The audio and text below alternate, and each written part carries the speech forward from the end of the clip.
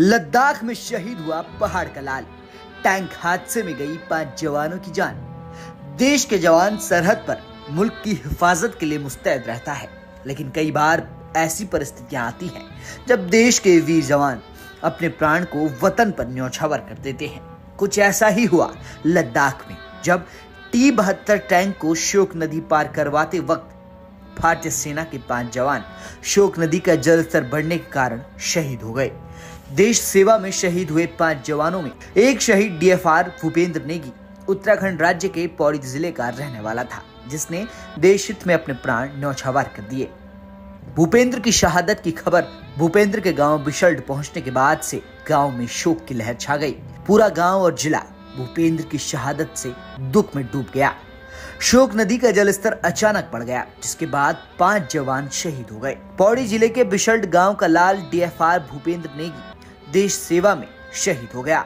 भूपेंद्र नेगी अपने पीछे अपनी 3 बहन, अपने पिता और पत्नी समेत 2 बेटी और 1 बेटे को छोड़ दुनिया को अलविदा कह गया।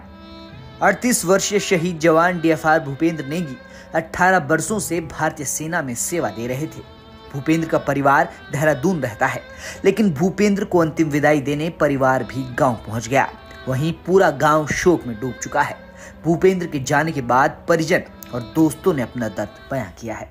जो हमारे गांव का कल भूपेंद्र सिंह नेगी शहीद हुआ है, बहुत ही होनहार लड़का था। पहले तो देश की क्षति है, फिर गांव का तो ही है, इसमें क्षति है। उसने हाई स्कूल इंटर यही बिसल्ट से ही करा था, पाबो से करा, जूनियर प्राथमिक शिक्षा बिसल्ट और हाई स्कूल उसने इंटर पाबो से करा था। और उसको 18 साल सर्विस करने हो गए थे फौज में। किस तरह से उनका जीवन काल यहाँ पे बीता था गांव में? किस तरह से मिलनसार हुए थे? बहुत बार गरीब लोग थे। उसके पापा एक छोटी मोटी दुकान चलाते थे और वो बड़ी मुश्किल से फौज में भर्ती हुआ था। तब उनका थोड़ा अच्छा वाला वो चल रहा था, गुजारा चल रहा था। अब अपने पीछे किन किन को छोड़ गए? अपने पीछे वो मिसिस को छोड़ गया। 3 बच्चे हैं, 2 लड़के हैं, 1 लड़की है। अभी कब उनका पार्थिव शरीर यहाँ पहुँचे? वो कल पार्थिव शरीर कल पहुँचेगा इनका, यहीं से फिर दाह संस्कार होगा गांव से ही। सर, ये बात सुन के जब फौज में एक दुर्घटना हुई तो पूरे गांव का माहौल बहुत गमगीन है और एक गांव को प्राउड भी है कि हमारे गांव का लड़का शहीद हुआ है देश के लिए।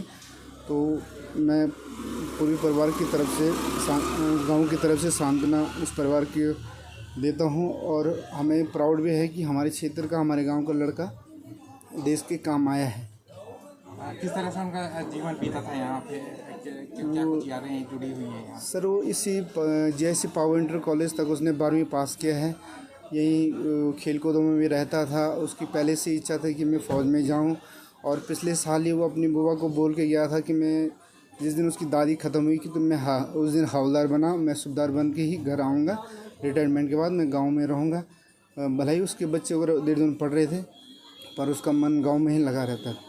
भूपेंद्र का पार्थिव शरीर सोमवार को उनके गांव पहुंचेगा, जहां सैन्य सम्मान के साथ उन्हें अंतिम विदाई पाबो घाट में दी जाएगी। आपको बता दें कि शहीद का गांव आज भी पक्की सड़क से नहीं जुड़ पाया है। शहीद भूपेंद्र सिंह खुशमिजाज और जिंदा दिल सैनिक थे। देश हित में सेना के 5 जवानों की शहादत अपूर्ण क्षति है। सेना के 5 जवानों की शहादत पर देश के रक्षा मंत्री राजनाथ सिंह, उत्तराखंड के CM पुष्कर सिंह धामी और स्वास्थ्य मंत्री धन सिंह रावत ने अपनी संवेदनाएं व्यक्त की हैं। भूपेंद्र के जाने से पौड़ी में हर कोई एक और सेना के लाल को खोने के गम में डूब चुका है। पौड़ी गढ़वाल से सिद्धांत उनियाल के साथ ब्यूरो रिपोर्ट, उत्तराखंड तक।